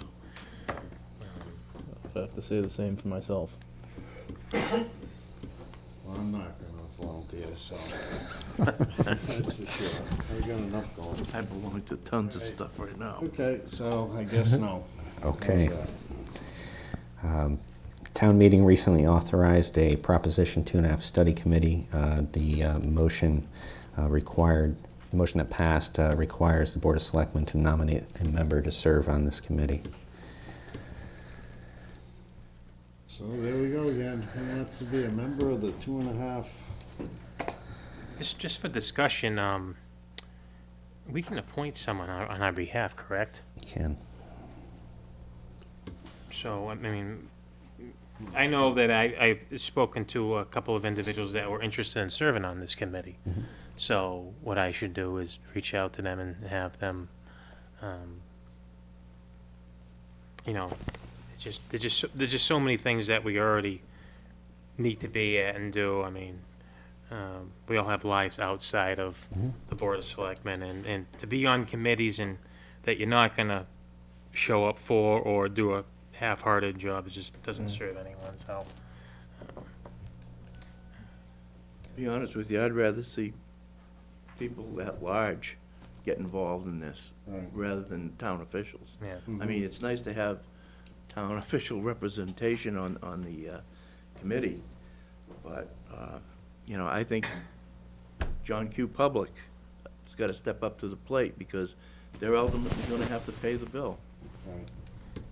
And there's less chance of it being politically motivated on Right. something like this especially. And I'll be honest with you, I have mixed feelings about this committee. I really do. Because I honestly feel that we wouldn't need a Proposition 2.5 committee if the schools didn't put themselves in the predicament to involve us. I'm gonna be honest with you. I agree. Would they go and support us if we didn't have enough money to pay for the general employees at the town hall and to run this town hall? I don't think they would support us. Yeah. That's just my gut feeling. I think they're the ones that ought to come up to the plate. Show us why you need the money. You were elected by the people. Be upfront, be honest. It's your fault that you need this money.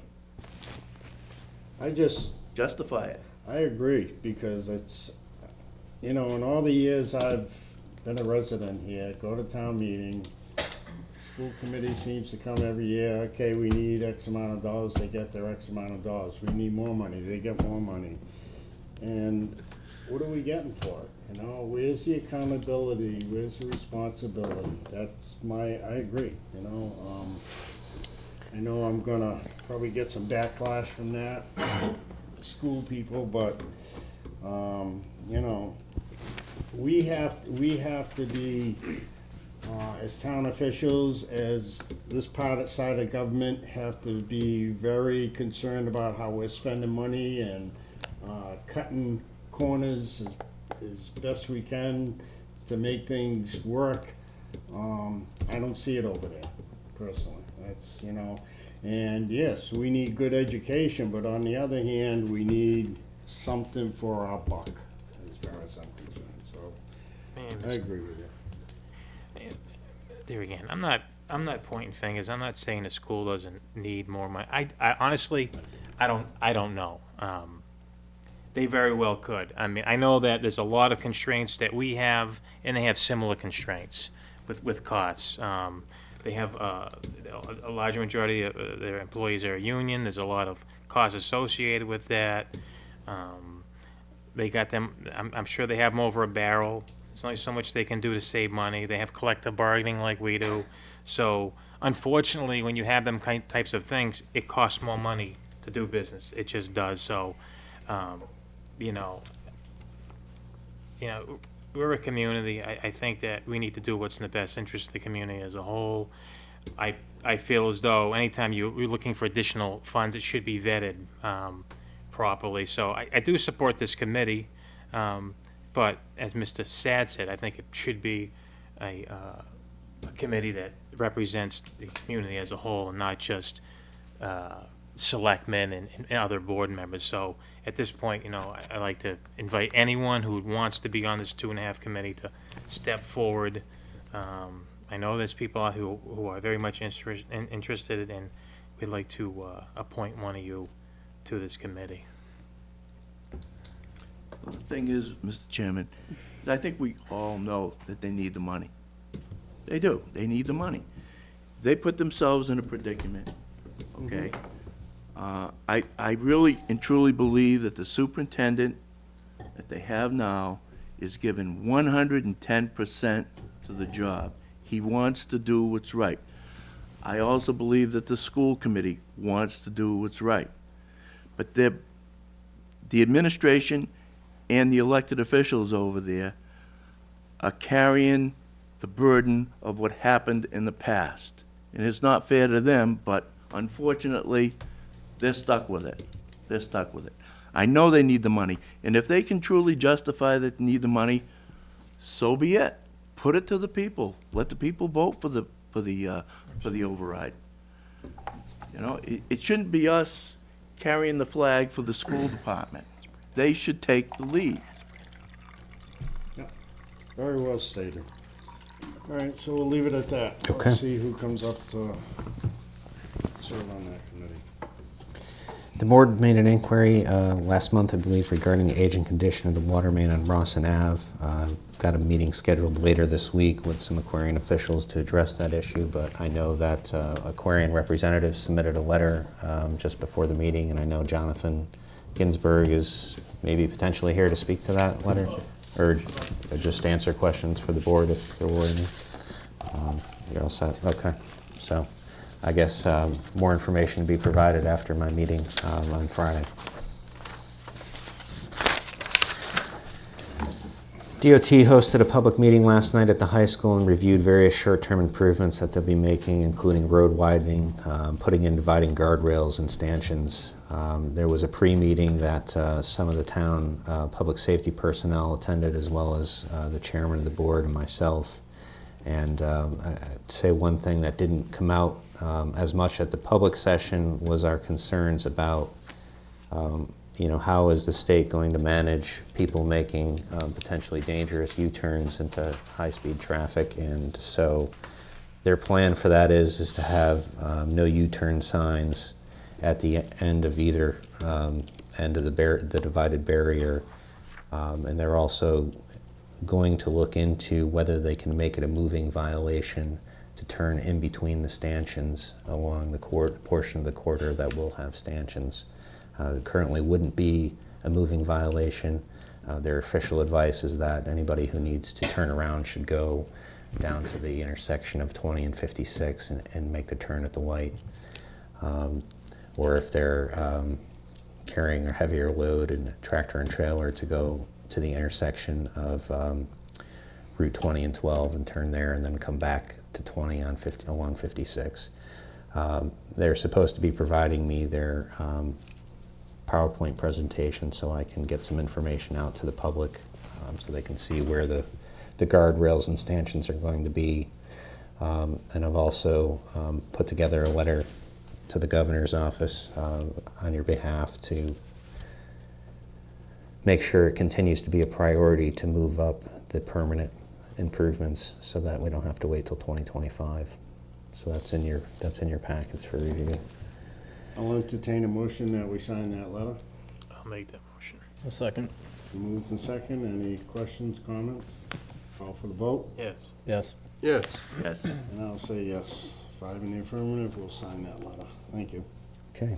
Just a reminder, there's the Veterans Day Parade tomorrow. We're meeting out back here at 10:45. And I guess I'll see those of you who are going to attend there. Very good. Selectmen's requests. Selectmen votes. Absolutely. Mr. Steve Anderson had called me the other night asking me to request a couple of road closings, Depot Road and Old Depot Road. And as the board knows, Mr. Anderson requests this every Thanksgiving night. He's requesting from 5:30 to 8:30, I believe. He may not need it till 8:30. But that's what he's requesting, and it's for his Christmas lighting event that he has. He decorates his whole yard with a lot of lights, and it draws a large crowd, and it's kind of a nice kickoff to the holiday season. So make a motion that we grant that request for Mr. Anderson. I'll second that request. It's been moved and second. Any comment? Call for the vote. Yes. Yes. Yes. Yes. And I'll say yes. We'll okay that request. I received a phone call today in regards to the Goodwill. I call them Goodwill containers because that's the only thing that I know to call them. On Route 20, they're collection areas for, I guess it's clothing and things of that nature. And I think it's just west of Mardi Gras, and it's becoming a real eyesore. There's trash everywhere. Couple of things, Brian. Can we have police or whoever would, regulate that use and talk to those people and let them know that they need to clean this up? And additionally, do you know if there's any regulations as to? I don't know if there's any regulations, but I'll work with either the police department or our zoning enforcement. Yeah, person it's a real. see which basket it belongs It's a real in. eyesore. So it's west of Mardi Gras? Yes, and the person who called me said, I'm pretty sure there's rats over there now. God, so. Could be Board of Health, too. Yes, what's that? Could be Board of Health, too. Yeah. I guess Board of Health would be the person that we'd want to speak to. And this is our last meeting before Thanksgiving? We're not meeting before. Yeah, we have a meeting before Thanksgiving. We do have a meeting before Thanksgiving? All right, excellent. And tomorrow's Veterans Day, as the manager had mentioned, 10:45, and just like to extend my thanks to the veterans for everything they've done for this country. Obviously, without their service, we would not be the nation we are. We would not have the freedoms and the privileges we have as Americans. Just take a look around the world and see what goes on in other parts of the world and see what happens in this country for the most part. So we're very blessed, and we have our veterans to thank for that. So thank you to the veterans. That's all I have. All right, just Selectman Mahoney. I am all set. Thank you. Good. Selectman Berthew. Yes, I have a couple of things. I belong to the Oxford Memorial Honor Guard, so I've been marching in place since 2006 on Veterans Day, Memorial Days. Well, tomorrow you might need an umbrella, so hopefully we don't need umbrellas. And the Rule Field, has that slab been poured yet? I know they were doing the grading work the early part of this week. I haven't heard of whether the slab has been poured yet.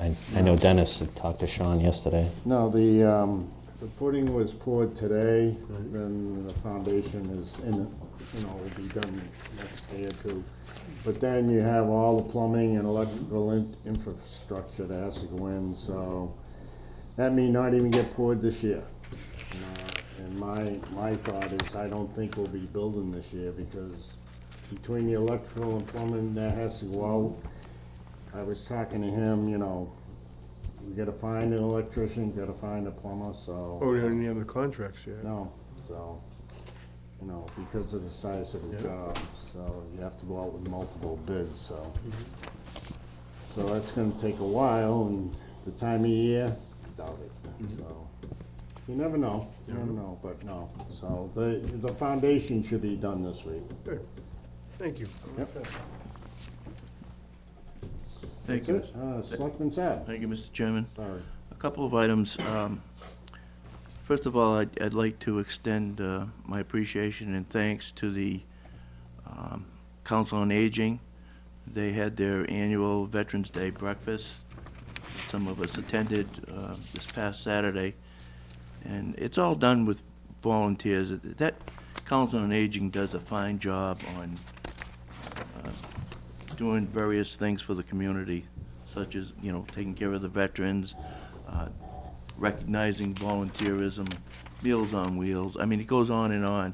And it would be nice if the Board of Selectmen sent them a letter thanking them for all they do, not only for the veterans, but for the town in general, because that's all volunteer. That committee is all volunteer, with the exception of Stacy.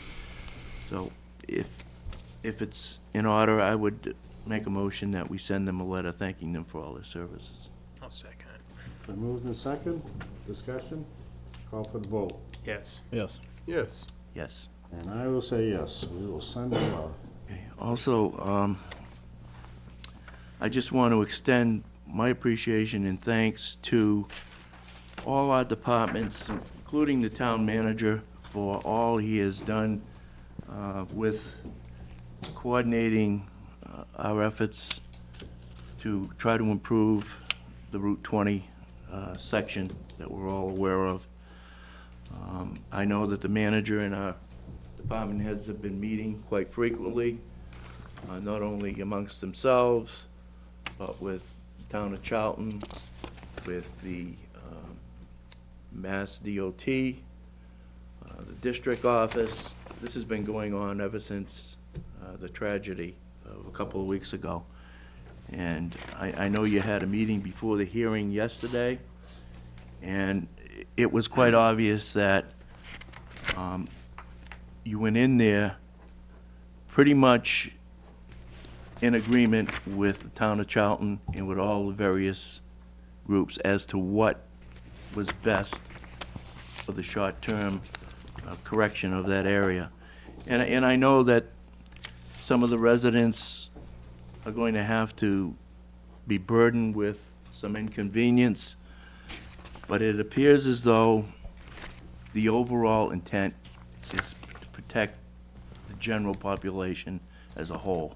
And I think you've accomplished that, Mr. Manager, along with our local legislators and with the department heads, and I just wanted to acknowledge that, because I don't think people understand what goes into something like that. The coordination. I know you've been meeting with the town manager in Charlton as well. Our department heads have been going back and forth with Charlton and the state police. It's been one circle of cooperation. And with that being said, I would also like to ask if the board would be willing to send a letter to those who we sent the letter to initially. And, we sent that letter to the legislators before that fatal accident, telling them that that was a dangerous area. And ironically, a couple of months after we sent that letter, what happened? So we sent the letter asking for their help. Now they're taking some action, temporary action. And I really believe, had that accident not happened, we would still be spinning our wheels. It's unfortunate that lives had to be lost in order for them to get off their duffs and do something about it. But it's being done, and I think we ought to let them know that we acknowledge and appreciate at least what they're doing on a temporary basis. And that would go along, again, with the letter that you have recommended, Mr. Manager. But I think, we should let our legislators know that we thank them. I mean, we were on them for not doing anything. Now that they're doing something, we also ought to send them a letter thanking them. And I had planned to at least bring that up at a prior meeting. I just wanted to, I had time today, a little time today since the meeting last night, to write a letter, and I wanted to capture what Paul Frost said about the governor's commitment to seeing that the permanent improvements get moved up, and to use his word, to shave years off the length of time it's going to take for those permanent improvements to happen. So. And finally, I would like to extend a happy birthday to the United States Marine Corps. Their birthday is tomorrow, November 10th. They're celebrating their 240th birthday, and what better way to do it than the day before Veterans Day? And to all veterans, thank you for your service. That's all I have. Thank you. Well, kind of everybody has pretty much touched on my points, but I'm going to elaborate a little bit on the Route 20 thing, because I agree with you, Selectman Sad, that you wonder. I mean, I went to that meeting and we had all our state reps, our senators were there, and you wonder if something like that hadn't happened, would they have done that? And I probably have to agree with you. I think it'd still be sitting back there somewhere. It's nice to see that the governor has met with them, because MassDOT met with him, and he is definitely in favor of getting something, accomplished very quickly. Being a member of the Central Mass Regional Planning Committee, I just tell the people, though, that it's not going to happen tomorrow. I mean, this is quite a few years away still, because we were told last night there's going to be a good 100 or so land takings that have to occur, so there's a lot of legality involved in that. There's a lot of planning. It is at 25% design factor right now, but they'll have all sorts of public hearings so the public can get involved, and then the redesign. This will still be a few years. I mean, but it'd be nice if it could get done by 20 or something like that, rather than 25, in my estimation. So it was a good meeting. I think for the most part, most people are receptive. There are some people being inconvenienced, but we have to go, and look at safety. I mean, to those that are inconvenienced, I would only say if that one of those deaths were somebody you knew personally, I think you might have a difference of opinion.